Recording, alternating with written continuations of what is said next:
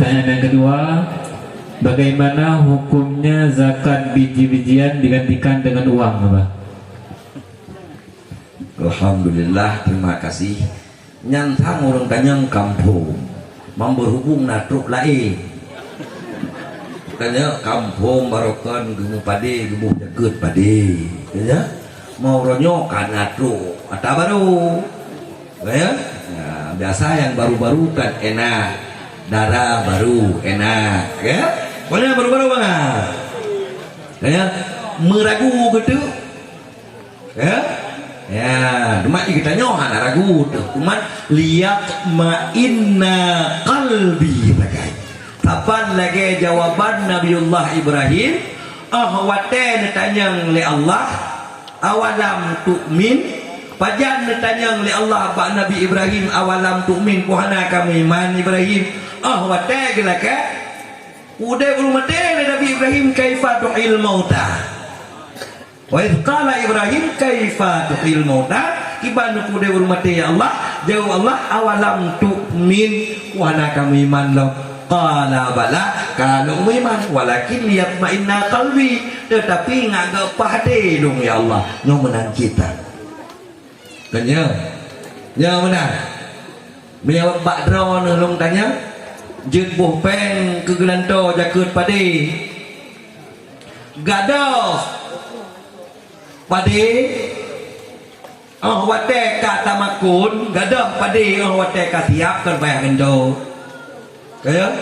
tiap pade tiap urung terima tak kesi katanya hana tabu kaya gadah bayar gendo hanji gendo bayar gendo pade pulang napa na pade draw teman dah. Nah, hanjut lanto lain yang jakut in payah buhin. Yang jakut pade tergolong daripada jakut in payah tabuhin. Beangan jakut fitrah kuronyo. Kanya kele yang kabuh peng. Kanya duduk kajitlah alatan tabuh peng ikut mazhab Hanafi. Mazhab Hanafi buh peng ke kurma. Taboh sangat kurma diutai dengar banda pegah surahnya anjir bopeng diutai dengar kah gede masjid yang mazhab Hanafi ya hanya mazhab katanya bro wate tadi tukar kepeng hanjut kuyuk ngan yung bro ya sebabnya ikut hanya ikut tekan-kan ilong semayang Hanafi semayang Syafi'i hati ngan kalage empang cara urung minta sedekah cindoi kenan bru kenan peng ke ro rumah tapu hanya ke pak ada kau punya upu tundu nah aku semayang lo ya Allah hana katung semayang ya mia nuk gro ali madhab yut asai baik talfe gro babe ju taboh masalah madhab lain bolehkan yang ada masalah cuman benar gure sangat dia cek uronyo hana gure madhab Hanafi hana gure madhab Syafi'i menumpuk sakai dalam kitab Syafi'i khilaf dengan Imam Malik khilaf dengan Imam Hanafi nya hanya tambah main khilafnya